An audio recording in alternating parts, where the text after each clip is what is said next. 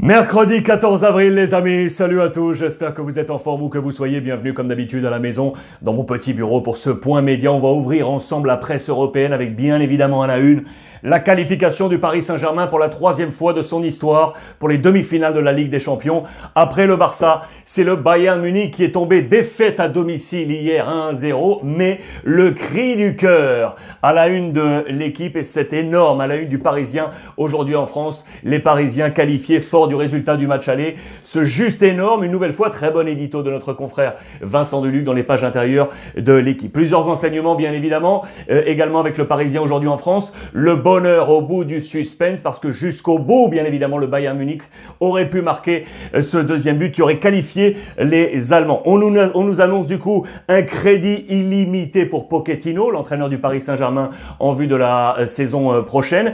Ces différents enseignements avec l'équipe, avec ce Neymar au presque parfait, très bonne performance du Brésilien qui était absolument partout, mais il a manqué ce petit plus. Il a touché les montants à deux reprises, il a manqué ce petit but pour lui, pour faire de ce match un match complet et réussi pour le Parisien. Mbappé, une soirée sur le fil, souvent pris au hors-jeu, l'attaquant parisien n'a pas marqué, il a quand même pesé et offert 2 caviars. Bon match, on va voir tout à l'heure les notes avec Kylian Mbappé. Et puis bien évidemment, on avait en tête Choupo-Moting, l'ancien parisien qui était en face côté Bayern. C'est lui qui a marqué le premier but et l'unique but de ce match. Il avait fait le boulot, mais pas assez finalement pour faire basculer ce match. L'UEFA a décerné le prix MVP à Neymar pour nous. Ensemble, on a échangé sur les réseaux sociaux hier soir. On était plutôt parti sur Idrissa Gueye. D'ailleurs, nos copains du Parisien avancent également le Monsieur Plus au milieu de terrain. Le choix avait été fait de se passer de Marco Verratti. Vous le savez qu'il était tout juste de retour après l'isolement des 10 jours de la Covid. Idrissa Gueye également dans les colonnes de l'équipe avec ce 8 sur 10. Ici, pour vous détailler les notes, si vous ne les apercevez pas. 6 pour Neymar, Dagba 7, Danilo 8, Kimpembe 5, Diallo 6, Paredes 6, Di Maria 7, Neymar 8, Draxler 5 et Mbappé 6. Il y a un 7 pour Pochettino. Les notes côté Bayern Munich avec notamment les 3 Français. Lucas Hernandez a la meilleure note avec un 8 sur 10. Kingsley Coman a un 5 ici et Benjamin Pavard a un 5 également. 8 sur 10 pour Neuer effectivement qui a évité de voir et de laisser les Parisiens revenir dans ce match. La moins bonne note côté Bayern Munich, elle est pour Alphonso Davies avec un 3 sur 10. 5 pour Flick qui, vous pouvez l'imaginer, va agiter de nouveau les coulisses du Bayern. Il est en friction avec Salihamidzic, on va y revenir. Son avenir se dessine-t-il, oui ou non, au Bayern ou du côté de la nationale Mannschaft? Idrissa Gueye, meilleur joueur pour nous. Regardez les notes en Allemagne. On n'est pas du tout sur le même tempo. Je vous rappelle que les notes dans le quotidien Bild, ça va dans l'autre sens. La meilleure note, c'est la plus basse, à savoir 1. Le 1 est la meilleure note. Par exemple, Neuer ici qui a pris un 1. Vous voyez, Lucas et Boateng, la défense centrale, 2 sur 5. C'est sur 5. 2 sur 5. Voilà de très bonnes notes.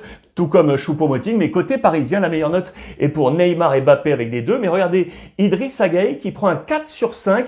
Donc c'est pas une très bonne note. La vision est complètement différente, vous le voyez, entre la presse du côté de l'Allemagne ou en France. Je vous le disais, les frictions qui vont du coup perdurer, se poursuivre, voire être amplifiées entre Flick, donc le coach, et Salihamidzic, le directeur sportif. Dans les colonnes de Bild, on nous parle aujourd'hui de l'importance de ce directeur sportif, sa relation avec les joueurs, sur les prolongations de contrats et autres. Voilà l'homme qui devrait vraisemblablement rester et Flick sortir. Oliver Kahn, le futur président, est en discussion avec eux pour voir quelle sera la destinée donc du coach du Bayern Munich, pourtant champion d'Europe en titre. Information complémentaire côté parisien, les amis, c'est du côté de la presse italienne. Juste avant de vous montrer la une de la Gazzetta dello Sport, on parle d'un retour au stade, vous allez comprendre pourquoi. Mais regardez, Moïse Kean ici est à la une avec la Juventus de Turin. La Juve aimerait voir revenir Moïse Kean. Lui qui a joué avec la Primavera et qui a découvert la Serie A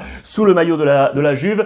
Il avait filé, vous le savez, du côté de Everton pour 25-30 millions d'euros. Ensuite prêté au Paris Saint-Germain. Mais la Juve, aujourd'hui, veut lancer l'assaut Moïse Kean. Il y avait 2 hommes en route. Il y avait Kun Agüero de Manchester City, vous le savez, et Moïse Kean. Paratici, le directeur sportif de la Juve, aurait, ça y est, fixé son objectif sur cet homme, Moïse Kean, pour le faire revenir. 4 joueurs pourraient entrer dans la négociation pour convaincre Everton de laisser Moïse Kean filer du côté de la Juve. Ces 4 hommes, je vous les ai grossis ici. Demiral, Rabiot, Bernardeschi et Ramsey, 50 millions, 35, 25 et 20 actuellement sur les valeurs marchandes. Lequel de ces 4 pourrait intéresser Carlo Ancelotti, le coach d'Everton? Pourquoi pas Adrien Rabiot? On en avait déjà parlé, l'ancien du Paris Saint-Germain. Ça, c'est une affaire à suivre. Moïse Kean qui devrait donc possiblement quitter Paris, rejoindre Everton avant peut-être de refiler du côté de la Juventus. Voilà une affaire mercato qui va nous tenir en haleine là, ces prochaines semaines. Voici quel serait ainsi le plan probable de la Juventus pour la saison prochaine, bien évidemment, avec Moïse Kean pour interchanger comme ça de poste avec Cristiano Ronaldo. Regardez cette ossature avec également, vous le savez, Locatelli de Sassuolo qui devrait intégrer cette équipe de la Juve. Très intéressant pour les plans de Pirlo pour la saison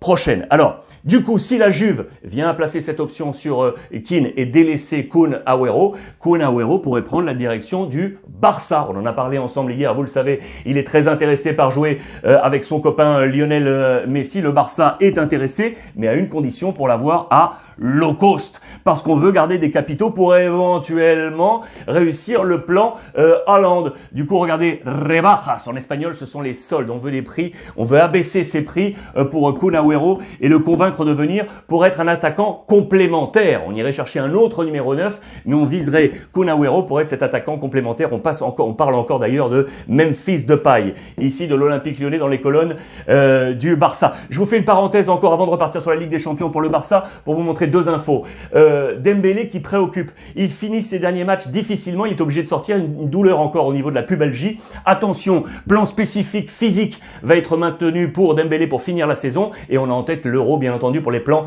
de Didier Deschamps. Le Barça qui a prolongé, ça y est, Mingueza. On avait une option jusqu'au 31 mai prochain. Le Barça a décidé de ne pas attendre parce qu'il a réussi son examen, vous le savez, dans les plans de Koeman, le défenseur central. Il va donc rester. Et les premières discussions se sont engagées avec Sergi Roberto, le 4e capitaine du Barça, qui lui aussi devrait prolonger avec le Barça, ici avec le président Laporta. C'était la photo officielle hier. Allez jeter ça sur un petit coup d'œil. D'ailleurs, sur les réseaux sociaux, vous allez vous apercevoir que Coutinho aurait été rajouté sur la photo via Photoshop. Ça fait une petite polémique du côté du Barça, mais ce n'est qu'un petit détail. On repart d'ailleurs sur les informations italiennes dans les colonnes de la Gazzetta dello Sport. Ça m'a intéressé. Regardez, le Scudetto des intouchables. Parce que l'Inter donc file vers le Scudetto et Antonio Conte compte sur une équipe très homogène. Il y a peu de turnover finalement dans cette Inter Milan. Voici les joueurs là qui tiennent cette ossature avec bien entendu dans les buts Handanovic. Les 2 joueurs de champ les plus utilisés, ils sont là avec Barella et Lukaku. Et voici ensuite la liste. Vous le voyez, 1, 2, 3, 4, 5, 6, 7, 8, 9. 9 sur 11 tiennent quasiment toutes les minutes de jeu. Il faudra très certainement plus de turnover pour la saison prochaine, avoir une équipe peut-être plus compétitive pour l'ami Conte, pour jouer les différents tournois dans lesquels seront engagés l'Inter Milan. L'information encore complémentaire en Italie à la une du Corriere. Bien entendu, on parle du Paris Saint-Germain, mais regardez ici, l'anti-doping contre Gasperini. Le coach de l'Atalanta aurait eu du rififi avec les inspecteurs des contrôles de l'antidopage et notamment sur Gossens, l'un de ses joueurs. Il aurait interrompu ce contrôle antidopage. Des insultes, selon le Gazzetta dello Sport, auraient été lancées de la part de Gasperini aux inspecteurs antidopage. Attention, il est sous le coup d'une éventuelle suspension. Le verdict tombera le 10 mai prochain. On parle de 20 jours de suspension pour le coach Gasperini. Affaire à suivre. Enfin, la dernière information, comme je vous le montrais tout à l'heure à la une de la Gazzetta, retour au stade. Pourquoi? Parce que pour l'Euro prochain, si on reste dans la disposition de jouer un peu partout en Europe, on nous dit que ça y est, le hockey a été donné en Italie pour le Stadio Olimpico pour voir un retour du public avec une jauge à 25%. L'Olympico, c'est quasiment 70 000 personnes. Il y aurait donc entre 17 et 18 000 personnes autorisées. Vous voyez que les corners ici seraient fermés, des zones autorisées ici pour 25% et donc pour jouer notamment ce match entre l'Italie et la Turquie le 11 juin prochain. Ça, c'est une bonne nouvelle pour voir les supporters revenir dans les stades. Retour donc à la Ligue des Champions.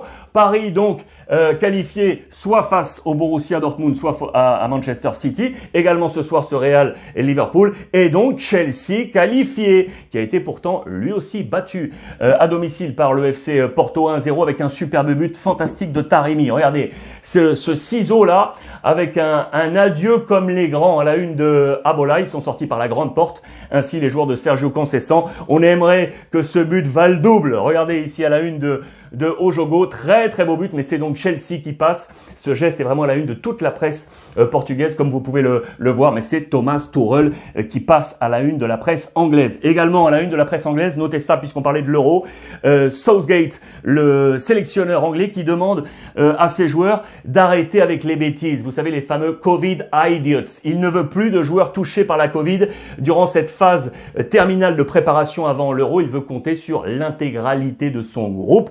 Clean up your act. Faites attention à ce que vous faites. C'est le message lancé par Southgate à tous ces joueurs de son groupe anglais. Voici les autres presses anglaises pour vous montrer plein de choses là-dessus. On revient bien évidemment sur la qualif de Chelsea ici, mais regardez également ce qu'il y a ici, là. Ici en manchette et ici également. Spurs eye Nuno. Nuno, l'entraîneur de Wolverhampton, eh bien il serait le choix prioritaire de l'encadrement de direction de Tottenham pour prendre la succession de Mourinho si Mourinho venait à être débarqué. C'est lui qui prendrait la place, les amis. L'ancien coach de Valence, ancien coach de Porto également, aujourd'hui à Wolverhampton, il aurait les préférences de l'organigramme de Tottenham. Et puis regardez, show me the real Reds. Montrez-moi ce que sont vraiment ces joueurs de Liverpool, avec bien évidemment le jeu de mots sur Real face au Real Madrid. Et ici, Pep Guardiola qui attend bien entendu que son équipe se qualifie. Ce serait un véritable flop personnel si on était éliminé. Logique, pourquoi? Parce qu'avec Manchester City, Pep Guardiola, dans les colonnes de Marca, n'a jamais passé ce stade des quarts de finale. Il est tombé face à l'AS Monaco, face à Liverpool, face à Tottenham, face à l'Olympique Lyonnais dans le Final 8 la saison passée. Que des no. Ici, il aimerait passer et réussir ce qu'il avait réussi avec le Barça ou encore avec le Bayern Munich. Il a ce caillou dans la chaussure. L'ami Pep Guardiola, le 11 de départ probable. Ici, je vous l'ai grossi. Il y a 2-3 incertitudes. Côté Borussia Dortmund, on parle d'une hésitation ici entre Delaney et Emre Can. Et côté Manchester City, eh bien écoutez, ici soit Gabriel Jesus ou Bernardo Silva ou encore Stones ici pour accompagner Diaz ou le français Laporte. On verra ça sur les réseaux sociaux également pour être attentif à ces compositions d'équipe. On en vient à l'autre match très attendu également avec les copains de NetBet. Je vais y revenir. Ce Liverpool, Real Madrid, l'avantage pour les Madrilènes au match aller. On va sans peur à Anfield et regardez cette photo montage à la façon Beatles. Ici avec le Semis Road, tout simplement pour reprendre logiquement l'album de 69 des Beatles sur ce passage clouté là de Liverpool, Abbey Road 1969, et on reprend les 4 Beatles du Real Madrid qui en ce moment sont en pleine forme. Modric, Vinicius, Kroos et Karim Benzema pour tenter de faire la différence dans les plans de Zinedine Zidane. Quelques informations, bien évidemment toujours les absences en défense centrale avec Ramos et Raphaël Varane, mais le loup et Lobo Nacho tient bien les commandes de cette défense centrale avec Militao. Lui, c'est un véritable symbole de l'équipe madrilène. On pensait hier à Kimpembe ou encore à Dagba, les titis parisiens. Eh bien, lui, ça fait 13 ans, 13 saisons qu'il est au Real Madrid, arrivé en 2007-2008 dans les juvéniles. Il a démarré il y a 10 ans avec Mourinho. Souvenez-vous, c'était en 2011. C'est un pur produit du Real Madrid. Le loup Nacho qui sera ce soir en défense centrale. Information intéressante pour noter que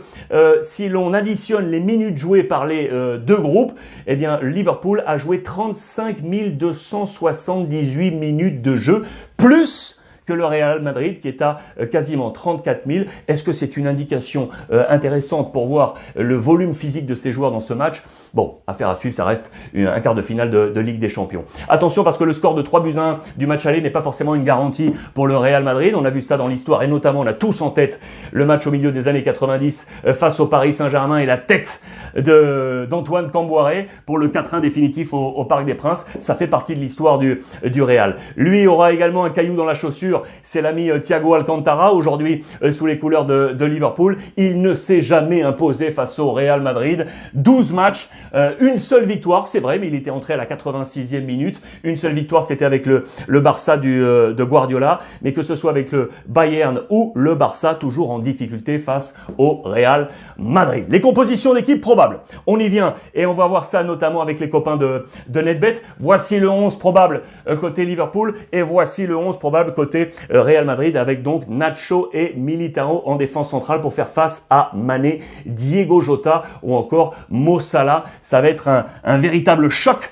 avec en face Vinicius, Benzema et Asensio bien évidemment. Alors si on en vient les amis aux cotes avec les copains de NetBet, je vous rappelle que ça bouge à tout moment. Vous allez sur les différentes plateformes, les cotes actuelles là, à l'enregistrement de cette pastille. Ici, on est à 1,99. Le match nul, les amis, il est à 4 et la victoire du Real Madrid actuellement, elle est à 3,60.